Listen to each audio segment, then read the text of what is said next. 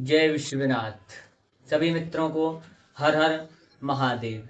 मैं अपने चैनल में सभी ज्योतिष के विद्यार्थियों का स्वागत करता हूं दशा तत्व ज्योतिष विज्ञान में, जिसमें कि हमने 16 वर्ग पत्रिका बनाने की विधि में प्रथम पाठ एवं द्वितीय पाठ में जाना कि सूर्योदय एवं मिश्रमान किस प्रकार निकाला जाता है। आज हम 16 वर्ग पत्रिका बनाने की विधि में दूसरे नियम जानेंगे कि पंचांग परिवर्तन किस प्रकार से होता है। पंचांग परिवर्तन में तिथि, नक्षत्र, योग और करण किस प्रकार शुद्ध किया जाता है। जिस प्रकार हमने सूर्योदय को जाना कि भोपाल में सूर्योदय इतने समय पर हुआ था हमारा, आज हम जानेंगे उसी प्रकार से कि तिथि और नक्षत्र, योग, करण किस प्रकार भोपाल में कितने बजे तक रहे। आइए हम चलते हैं अपने नियम की ओर। पंचांग परिवर्तन नियम, जिस प्रकार आप देख रहे होंगे कि बोर्ड पे मैंने लिख लिया है। पंचांग परिवर्तन करने के लिए सर्व प्रमुख कि जिस स्थान का आपके पास पंचांग है उस पंचांग में से वहां का रेखांश ले लेना चाहिए, और जिस स्थान का जातक का जन्म है उस स्थान का रेखांश ले लेना चाहिए। जैसा कि आपको दिख रहा होगा कि हमारे जातक का जन्म समय था 27 तारीख तीसरा महीना 2024, समय 3:30 दोपहर, स्थान था भोपाल। जिस प्रकार मैंने ले लिया है काशी का रेखांश, मेरे पास वर्तमान में काशी का ऋषिकेश पंचांग है जिसका रेखांश है 8300 और भोपाल का रेखांश है 77 घटी 36 पल और काशी का रेखांश है 83 घटी 00 फल। लेकिन एक बात यहाँ पर ध्यान रखने की बात यह है कि जिस प्रकार यदि स्थानीय रेखांश ज्यादा हो तो पंचांगीय रेखांश को घटा देना चाहिए, यदि पंचांगीय रेखांश ज्यादा हो तो स्थानीय रेखांश को घटा देना चाहिए। इन दोनों में देख लेना चाहिए कि कौन से स्थान का रेखांश ज्यादा है, उस स्थान में से जो कम वाला रेखांश है उसको घटा देना चाहिए। जिस प्रकार की मैंने यहाँ पर ले लिया है काशी का रेखांश और भोपाल का रेखांश। आइए हम नियम के अनुसार चलते हैं। नियम बोलता है जिस स्थान का ज्यादा रेखांश हो उसमें से कम वाले रेखांश को घटा देना चाहिए। यहाँ पर हमने एक घटी उधार लिया तो यहाँ पर हो गया 60, यहाँ पर बचा 82 घटी। यहाँ पर 60 पल में से 36 पल जाएंगे तो 10 में से 6 गए बचे अपना 4, 5 में से 3 गया बचा 2, यहाँ 82 में से 73 गए बचे अपने यहाँ पर 5। नियम बोलता है आगे कि जो संख्या घटाने पर जो संख्या हमको प्राप्त हुई है उस संख्या में 10 का गुणा कर देना चाहिए। तो हम दोनों संख्याओं में 10 का गुणा कर देंगे। तो हमने यहाँ पर दोनों संख्याओं में 10 का गुणा करना है, तो यहाँ हमारा हो गया यहाँ पर 240, 10 पंजे 50। फिर नियम आगे बोलता है गुणन करने पर जो संख्या हमको प्राप्त हुई है उन संख्या में यदि प्रथम लब्धि 60 से अधिक हो तो, प्रथम लब्धि 60 से अधिक हो तो 60 का भाग दे देना चाहिए। यहाँ पर हम 60 का भाग दे देंगे इस लब्धि में, तो 4 दान जाएगा, 60 चुपके 240। यहाँ पर कुछ शेष नहीं बचा। यदि यहाँ पर कुछ शेष ही बच जाता तो हम उस संख्या को छोड़ देते यहाँ पर। और फिर आगे नियम बोलता है जो भागफल हमारा आया है प्रथम लब्धि में भाग देने पर उस भागफल को द्वितीय लब्धि में जोड़ देना चाहिए। द्वितीय लब्धि हमारी यहाँ पर है 50, तो हम इस भागफल को इसके नीचे रखकर यहाँ पर जोड़ देंगे तो हमारा हो जाएगा 54 फल। ये हमको पल में प्राप्त हुई है, ये हमको 54 फल प्राप्त हुए हैं। फिर नियम यह भी बोलता है यदि हमारी द्वितीय लब्धि 60 से अधिक होती तो हम इसमें भी 60 का भाग देकर घटी और पल में प्राप्त कर लेते इस संख्या को।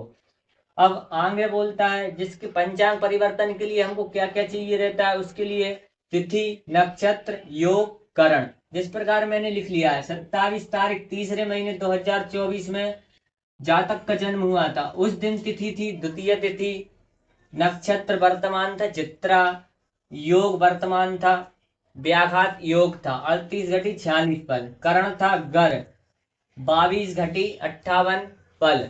तो नियम बोलता है तिथि के नीचे रख कर जो हमको संख्या प्राप्त हुई है। हमारा तिथि का मान है 22 घटी 58 पल। तो हमने इस संख्या को, हमको क्या पल, ये हमारी घटी है, ये हमारे पल है, ये हमको किस रूप में प्राप्त हुई है, पल के रूप में प्राप्त हुई है। तो हम इसको पल के नीचे रखकर घटा देंगे। क्यों घटा देंगे, इस बात को मैं आपको बताता हूँ। यदि भोपाल का रेखांश ज्यादा होता तो हम इस चीज को, इस घटी और पल में इस चीज को जोड़ देते जो हमको पल प्राप्त हुए हैं। अब लेकिन हमारा तो पंचांगीय रेखांश से स्थानीय रेखांश कम है, तो हम इस चीज को यहाँ पर घटा देंगे, यह पल को हम यहाँ पर घटा देंगे। तो हमने इस पल को घटाया, 8 में से 4 गए बच्चे 4, 5 में से 5 गया 0, यहाँ पर बच्चा 22 का 22, 22 घटी 4 पल। भोपाल में यह तिथि हमारी चली, यह हमको शुद्ध तिथि भोपाल की निकल आई है हमारे पास में। यह तिथि भोपाल में 22 घटी 4 पल तक रही, 22 घटी 4 पल तक रही। इसी प्रकार हम वर्तमान नक्षत्र जो हमारा है वह है चित्रा नक्षत्र। चित्रा नक्षत्र है, चित्रा नक्षत्र हमने लिया, ये हमारा नक्षत्र है, इसका नाम है चित्रा। उस दिन चित्रा नक्षत्र था। चित्रा नक्षत्र का घटीपल है 21 घटी 42 पल। हमने पल के नीचे पल को हमारे रख दिया, जो हमको 54 पल प्राप्त हुए हैं। अब लेकिन 42 में तो 54 जाएगा नहीं, तो हम एक घटी से उधार ले लेंगे। हमने 60 घटी से यहाँ पर उधार ले लिया, तो हमारी संख्या हो गई है 102। हमने इससे एक घटी उधार लिया, हमारा घटी आया 60, तो हम 60 और 42 को जोड़ दिए तो हमारी संख्या हो गई है 142। अब 12 में से 4 गया बचा यहाँ पर 8, यहाँ पर 9 में से 5 गया बचा 4, यहाँ पर एक घटी उधार चली गई थी, तो यहाँ पर बचेगा 20। हमारा वर्तमान नक्षत्र शुद्ध हो गया है जो भोपाल में चला, 20 घटी 48 पल शुद्ध नक्षत्र हमको प्राप्त हुआ, भोपाल में है चला 20 घटी 48 पल। इसी प्रकार योग देखेंगे तो वर्तमान योग था, योग है जो है वह है व्याघात योग है, 38 घटी 40 पल। इसी को, इसको भी शुद्ध करते हैं हम। देखिए हमारा योग है जो है वह योग हमारा व्याघात है, ये है हमारा 38 घटी 46 पल। इसमें भी फिर हम उसी संख्या को पल के नीचे रखें। अब यहाँ पर भी 46 में से 54 नहीं जा रहा है, तो 46 और 54, 46 में से 54 नहीं जा रहा है, तो हम इसमें भी एक घटी इससे उधार लिए, यहाँ पर 60 हो गया, तो हमारा यह हो गया है 106। 60 में 46 जोड़ेंगे तो हमारा हो जाएगा 106। अब हम यहाँ से 6 में से 4 जाएगा तो बचेगा 2, 10 में से 5 जाएगा तो हमारा बचेगा 5, यहाँ पर बचेगा 37।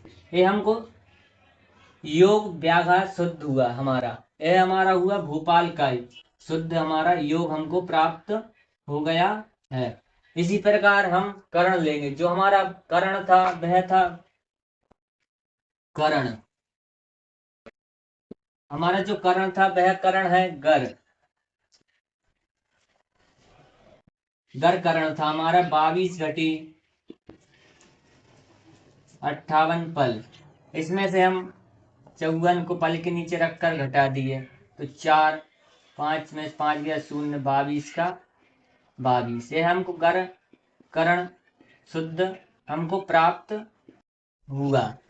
देखिए ये हमको गरण कर करण शुद्ध हमको प्राप्त हो गया है। एक बार और समझिए इस विधि को, पंचांग परिवर्तन किस प्रकार से शुद्ध किया जाता है। हमको चाहिए रहता है दो चीजें, पंचांगीय रेखांश एवं स्थानीय रेखांश। पंचांगीय रेखांश वह होता है जो ज्योतिषी के पास में पंचांग रहे, और स्थानीय रेखांश वह होता है जो जातक का जन्म जहाँ पर हुआ है। तो हमने पंचांगी रेखांश हमारा था 83 घटी 00 पल, और हमारा इस जातक का जन्म जहाँ पर हुआ था वह रेखांश था भोपाल का 7736।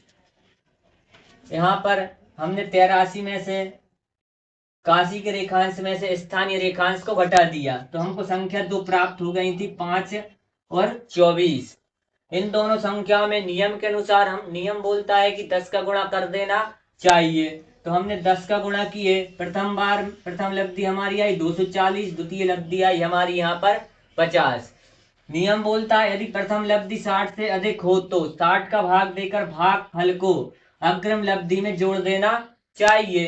तो हमने भाग दिया 60 का, पूरी बार भाग चला गया हमारा 4 दान में। यदि यहाँ पर कोई संख्या शेष भी बच जाती तो हम इस संख्या को यहाँ पर छोड़ देते और भागफल को अग्रिम लब्धि में जोड़ देते। जिस प्रकार हमने किया कि 50 में हमने 4 हमारा भागफल था उसको जोड़ दिए, हमारा प्राप्त हुआ हमको 54 पल।